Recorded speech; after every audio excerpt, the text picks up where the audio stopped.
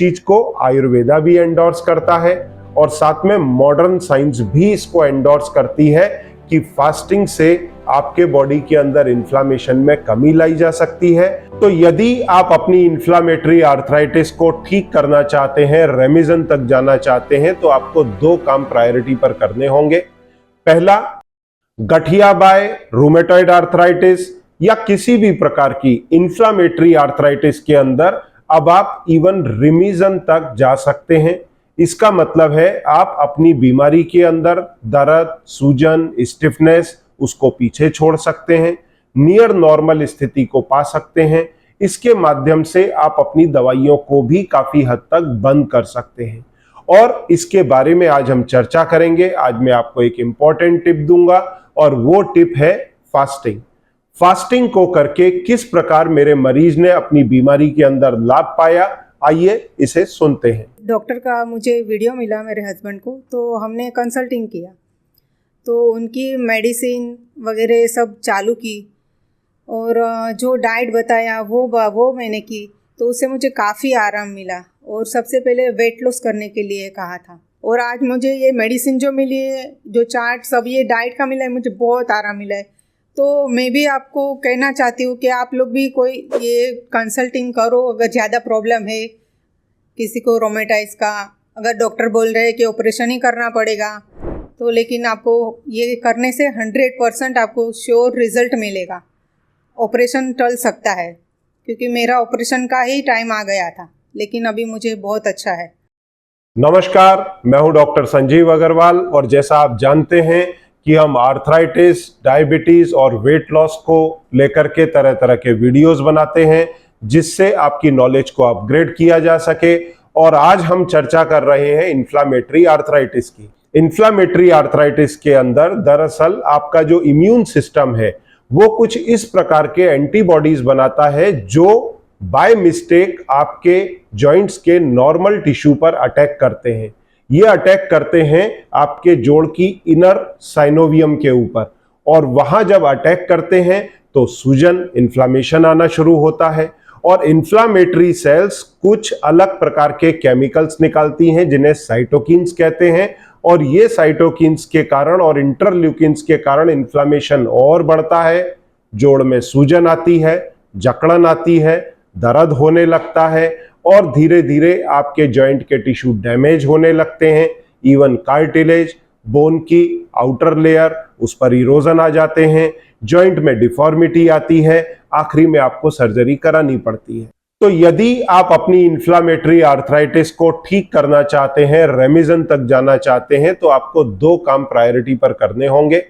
पहला, जो आपका इम्यून सिस्टम किसी एंटीजन के इन्फ्लुएंस में ट्रिगर हो रहा है उस ट्रिगर को रोकना होगा और दूसरा, जो आपके शरीर के अंदर, जोड़ों के अंदर सूजन आ रही है उसको नेचुरल तरीके से घटाना होगा। इन दो तरीकों से अगर हम आगे बढ़ें तो नियर रिमिशन को पा सकते हैं, नॉर्मल लाइफ जी सकते हैं। तो ये दोनों चीजें करने के लिए सबसे आसान तरीका ये है कि आप फास्टिंग करें और फास्टिंग के अंदर या तो इंटरमिटेंट फास्टिंग करें या फिर प्रोलॉन्ग्ड फास्टिंग करें, जिसकी चर्चा हम आगे करेंगे।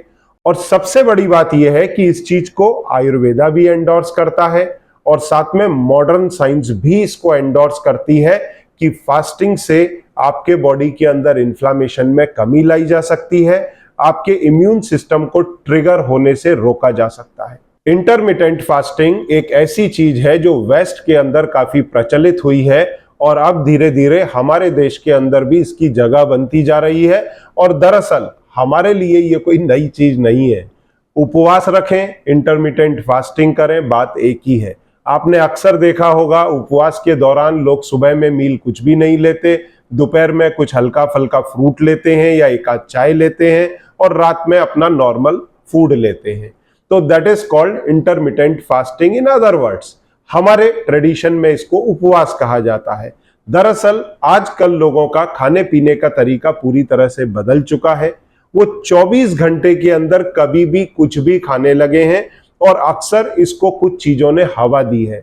लोग बोलते हैं आप दिन में 3 मील लें, ब्रेकफास्ट, लंच और डिनर, और साथ में 3 मिनी स्नैकिंग भी करें, जैसे 11 बजे, शाम के 4 बजे और रात को सोने के पहले। तो इससे हुआ ये, हमारी ईटिंग साइकिल पूरी तरह से डिस्टर्ब हो गई है। ऐसा हो गया है कि हम किसी भी समय, जब भी हमको थोड़ी सी भी भूख लगती है, हम कुछ ना कुछ खा लेते हैं। और इसमें दरअसल होता क्या है, ये हमारे बॉडी में इन्फ्लामेशन को बढ़ाता है साइलेंटली। और ये बढ़ाता क्यों है? क्योंकि जो चीजें हमारे फूड के अंदर आ रही हैं वो हाई इन कार्ब हैं, उसमें ढेर सारे प्रिजर्वेटिव हैं, उनमें कई प्रकार के अनहेल्दी फैट्स हैं। तो इन सारी चीजों के होने के कारण ऑक्सीडेटिव स्ट्रेस बढ़ता है शरीर में जब कार्बोहाइड्रेट मेटाबॉलाइज होता है उस समय। इसके साथ में प्रिजर्वेटिव्स हैं जो हमारे इम्यून सिस्टम पर अटैक करते हैं और इन्फ्लामेशन को बढ़ाने में कंट्रीब्यूट करते हैं। अब यदि हम फास्टिंग के अंदर जाते हैं तो इसमें कई प्रकार के पैटर्न्स देखने को आते हैं, पर जो मोर ओवर पैटर्न देखने में आता है वो आता है 16/8 का, या कई बार 20/4 या 1 मील अ डे। इनकी हम इन लेंथ चर्चा आगे करेंगे, पर फिर भी मैं आपको बताना चाहूंगा 16/8 का मतलब होता है कि हम 16 घंटे उपवास रखेंगे और मात्र 8 घंटे के अंदर हम कुछ भी फूड लेंगे। जैसे अगर आपने रात का आखिरी मील रात के 8 बजे लिया तो आपको वहां से 16 घंटे तक कुछ भी खाना नहीं है। तो अगर आप 12 बजे तक अगले दिन के उपवास रखते हैं तो ये 16 घंटे की फास्टिंग हो जाती है। अब 12 बजे से 8 बजे के बीच में अगर आप अपने 2 नॉर्मल मील लेते हैं तो इसे कहेंगे इंटरमिटेंट फास्टिंग विद 16/8 पैटर्न। इसमें आप अगर चाहें तो 4 बजे या 5 बजे कुछ मिनी स्नैकिंग भी कर सकते हैं। वहीं अगर आप 18/6 पैटर्न के अंदर जाते हैं तो यहां पर आपको फास्टिंग विंडो को और 2 आवर बढ़ा देने का है। अगर आप 20/4 में जाते हैं तो आपको 20 घंटे फास्टिंग रखनी है और 4 घंटे के अंदर आपको एक मिनी स्नैक और एक मील लेना है। और यदि आप 1 मील अ डे ओमिड में जाते हैं तो आपको पूरे दिन में 23 घंटे उपवास रखना है और एक बार आपको मील लेना है। अब ये हमारे को इन्फ्लामेशन को कम करने में किस प्रकार हेल्प करेगा, इसकी चर्चा हम आगे करेंगे।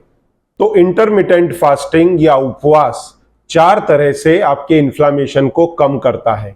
और जो सबसे पहला है, जब आप फास्टिंग में जाते हैं तो ऑब्वियसली आपके फूड की क्वांटिटी घटती है।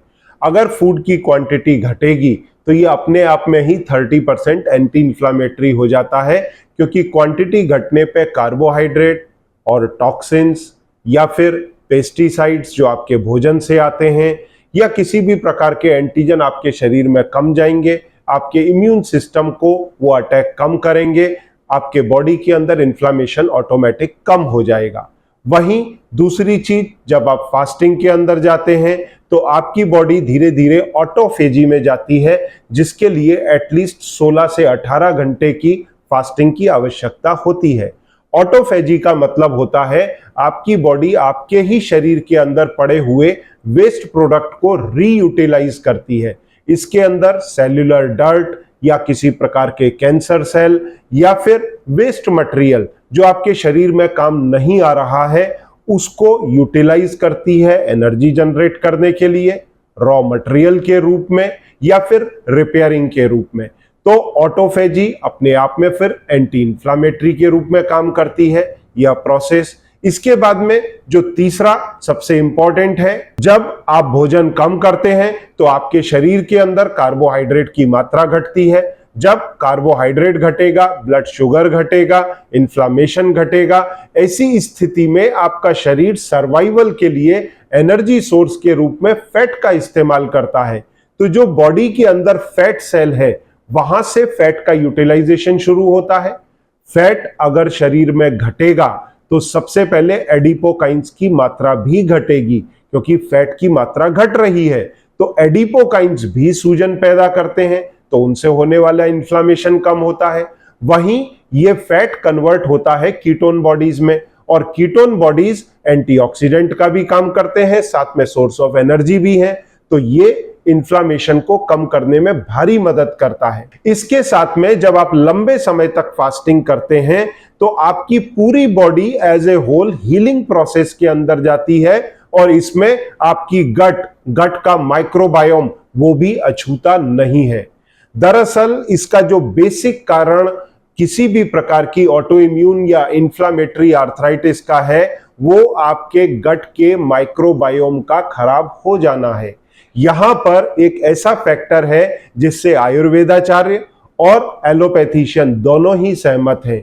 दरअसल आयुर्वेदा का कहना यह है कि किसी भी प्रकार के ऑटो इम्यून इश्यूज के पीछे आपके पेट, आपके गट का हाथ है। वहीं पर अब मॉडर्न साइंस भी ये मानती है कि लीकी गट इसका सोर्स हो सकता है।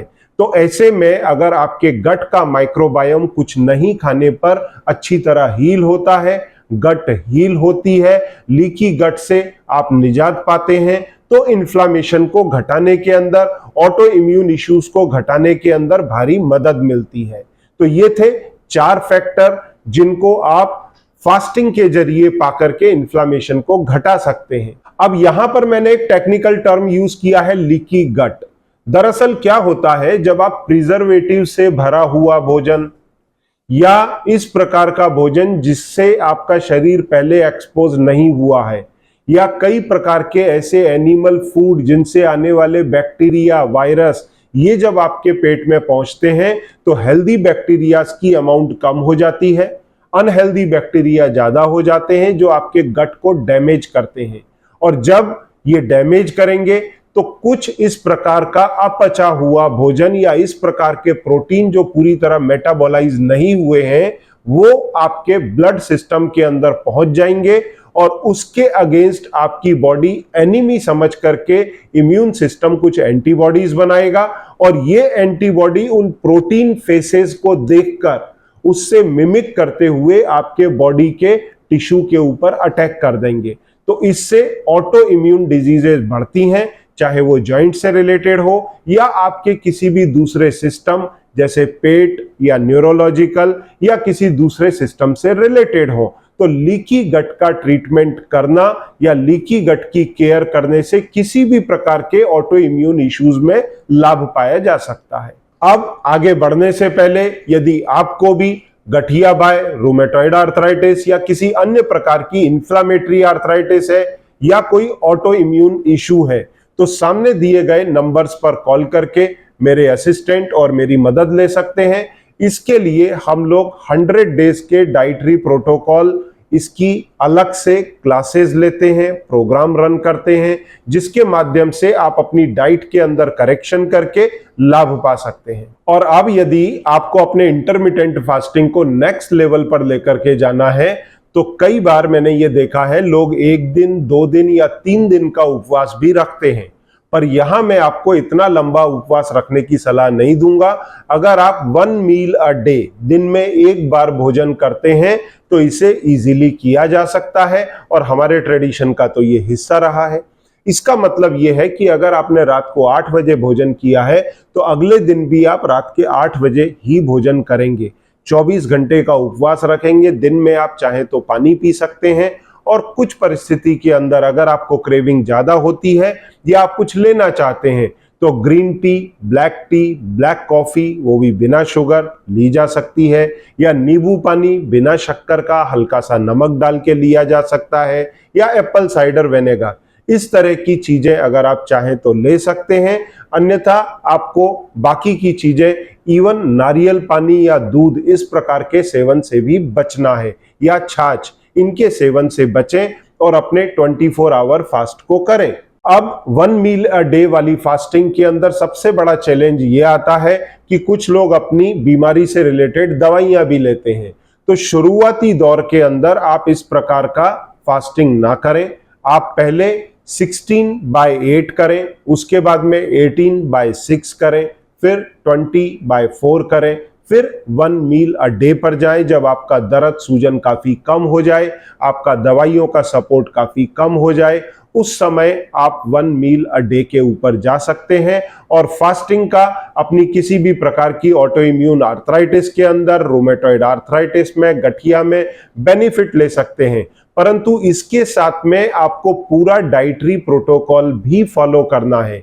जो आप 1 या 2 टाइम मील ले रहे हैं उसमें आपको क्या भोजन करना चाहिए, ये सारी चीजें आपको सिखाई जाती हैं 100 डेज के auto immune and anti inflammatory dietary plan के अंदर। अगर आप उसका हिस्सा बनते हैं तो सामने दिए गए नंबर पर संपर्क करें, मैं और मेरी टीम आपकी मदद करेगी। Thank you very much.